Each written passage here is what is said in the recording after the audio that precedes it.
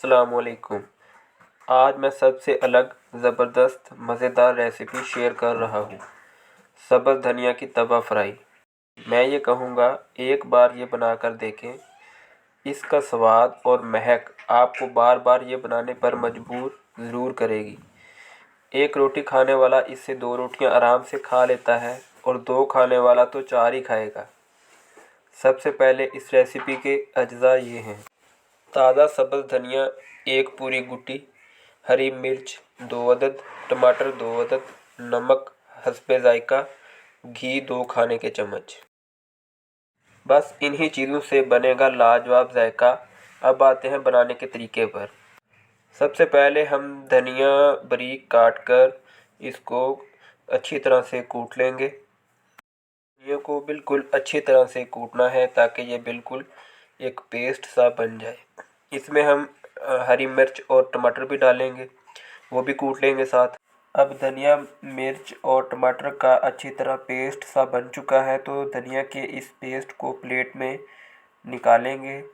गांव में धनिया और सब्जियां हम खुद काश्त करते हैं, इसलिए ये फ्रेश देसी धनिया जब तवे पर फ्राई होता है तो अच्छी से अच्छी रेसिपी से भी बढ़कर इसकी खुशबू और स्वाद के तो क्या ही कहने।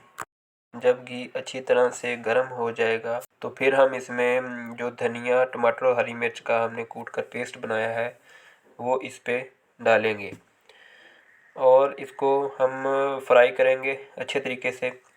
जब धनिया खुशबू देने लगे तो फिर हमारी रेसिपी बनेगी। लेकिन इसमें ये चीज़ है कि आपने धनिया आराम से डालना है ताकि इसके छींटे आपके ऊपर ना पड़ें, और इसको फ्राई करते हुए भी ध्यान करना है और इसको हमने चम्मच हिलाते रहना है ताकि ये धनिया जले ना।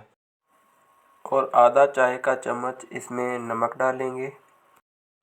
जब खुशबू आने लगे तो समझें धनिया फ्राई हो चुका है।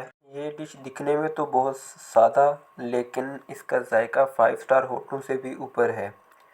धनिया के मतलब कुछ आम टिप्स: किसी भी खाने में धनिया हमेशा एंड पर डालें ताकि धनिया की खुशबू कायम रहे। धनिया को कभी भी फ्रीज़र में खुला ना रखें, बल्कि गीले कपड़े में लपेटकर फ्रिज के निचले खाने में रखें। इससे धनिया ज़्यादा देर तक महफूज रहता है। अब देखें क्या ज़बरदस्त खुशबू आ रही है। हम गांव के लोग इसके पराठे बनाकर भी खाते हैं और बच्चों को भी पराठे बनाकर देते हैं। बच्चे बड़े शौक़ से खाते हैं।